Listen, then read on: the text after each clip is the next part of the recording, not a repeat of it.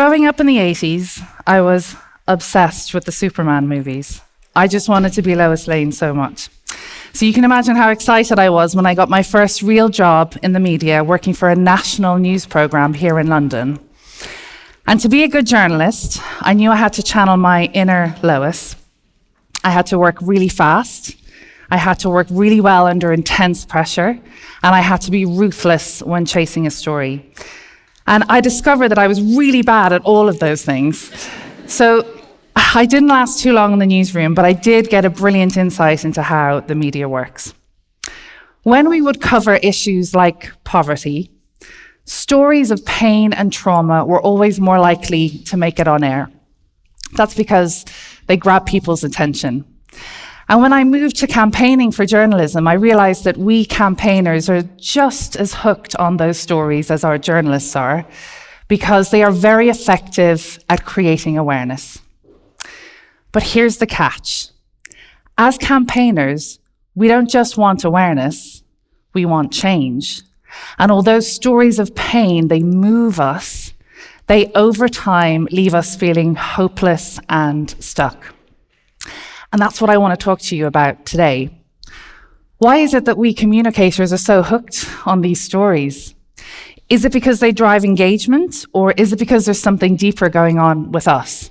And these are the questions that have really guided my work over the last 20 years as I've explored different ways of telling stories that don't just create awareness, but that inspire action and hope.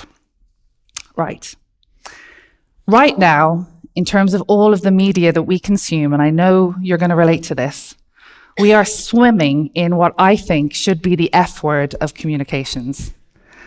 Can you guess? Fatalism.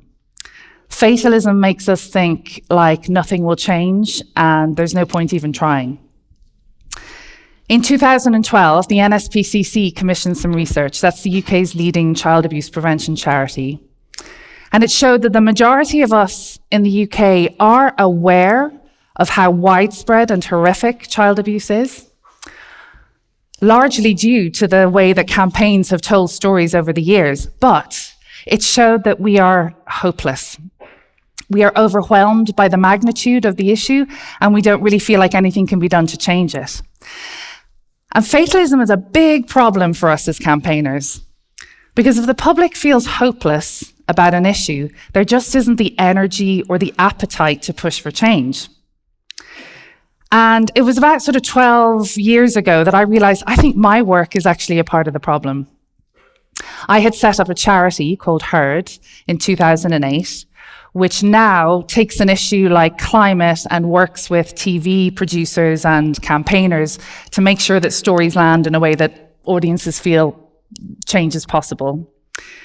But in the early days, one of our first projects was working with survivors of sexual abuse.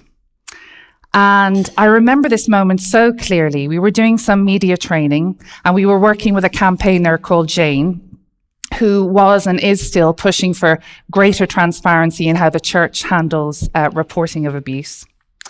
And we were doing media training, and our media training, it did have a real focus on pastoral care and boundaries and safety.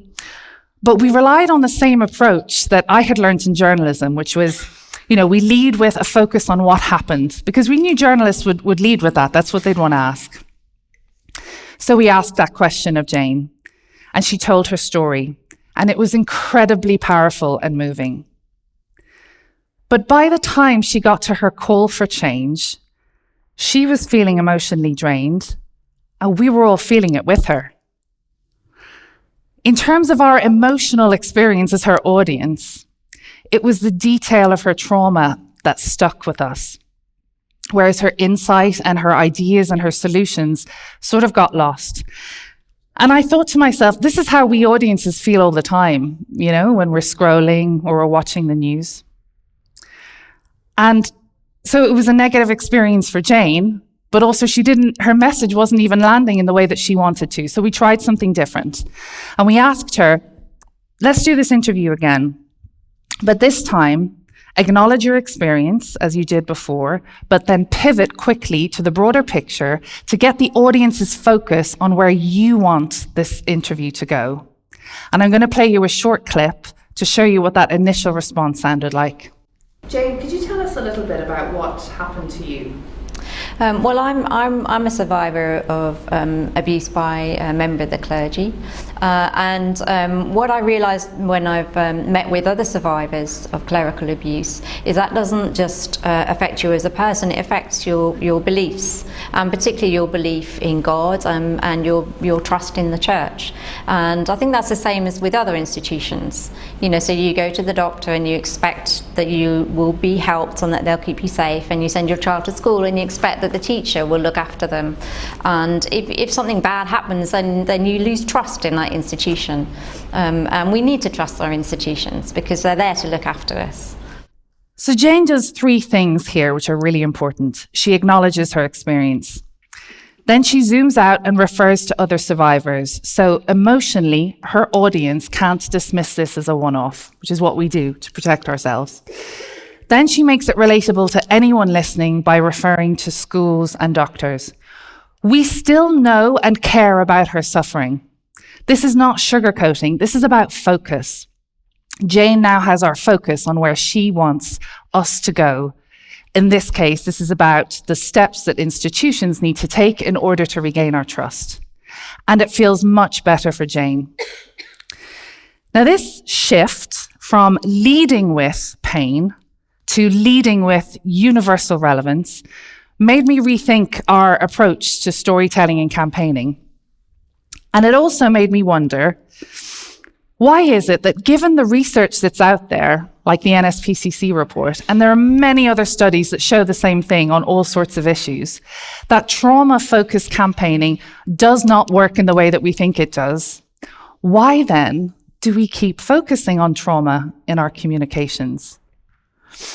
What's making us pull our campaigns, our campaigners like Jane, and our audiences into what's known as the drama triangle? I think understanding more about ourselves is really key here.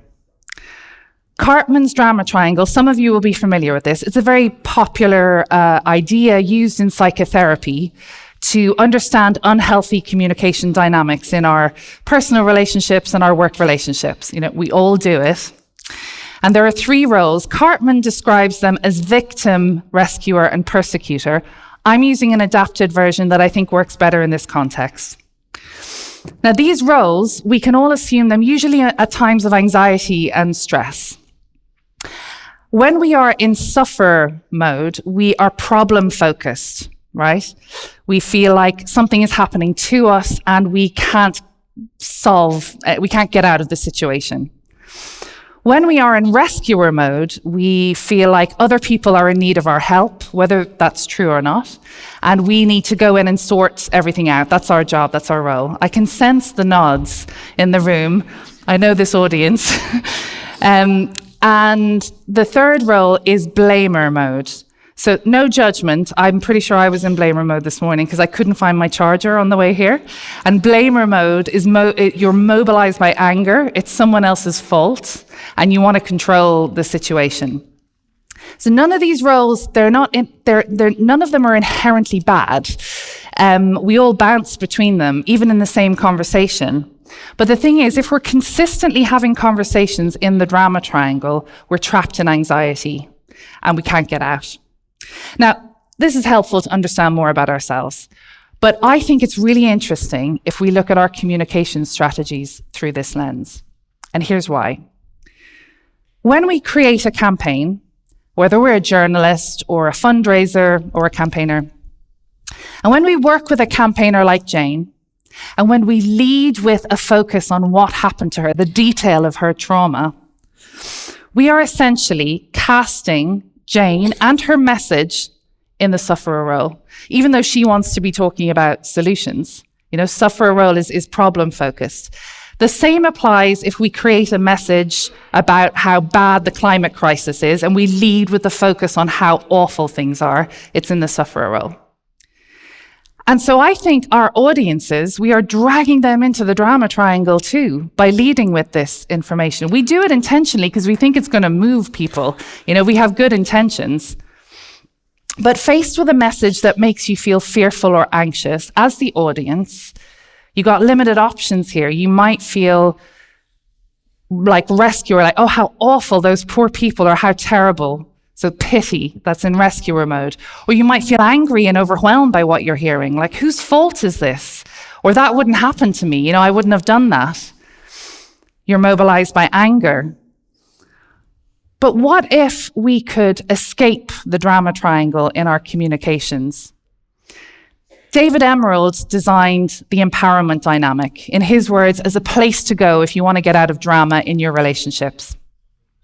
And I think this is interesting. Instead of the sufferer role, he has the creator role. This is where Jane was in the clip that I just showed you.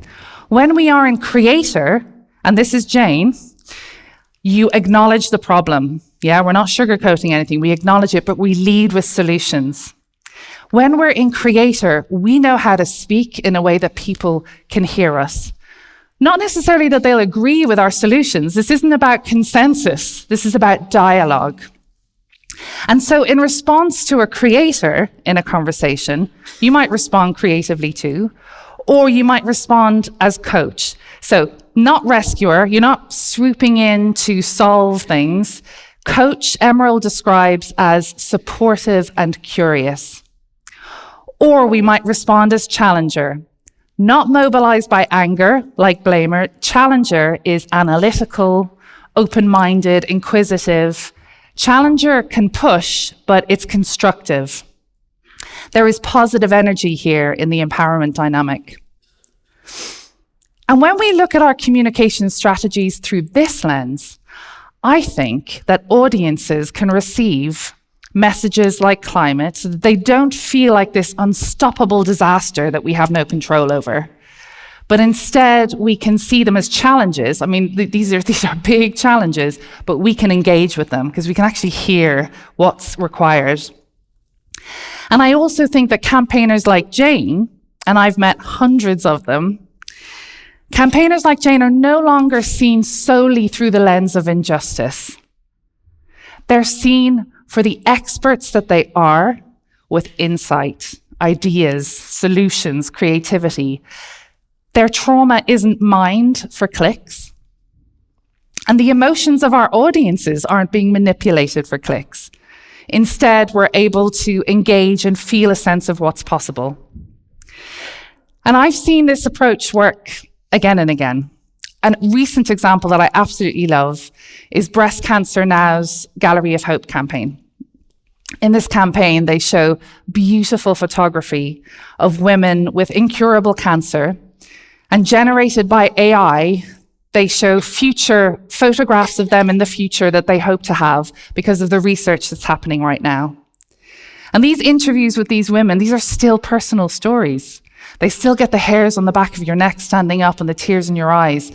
But this time it's not because you're so overwhelmed with, oh, how awful. It's because you are moved by what's possible, by the future that we all want.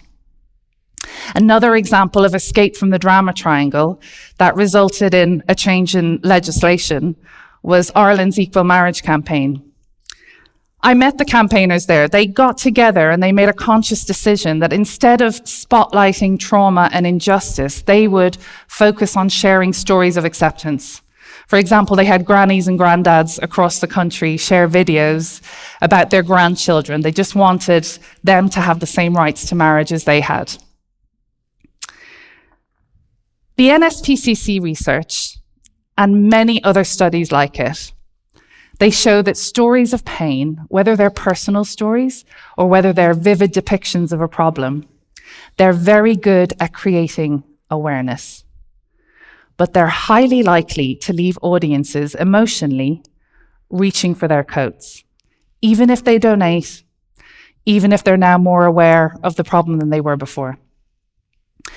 But when we treat our audiences and don't traumatize them, we leave them engaged, leaning in, ready to learn. So here's my invitation to you. The next time you craft a campaign or a newsletter, or the next time you have a challenging conversation with a loved one or a colleague, ask yourself, which triangle am I in? Drama or empowerment?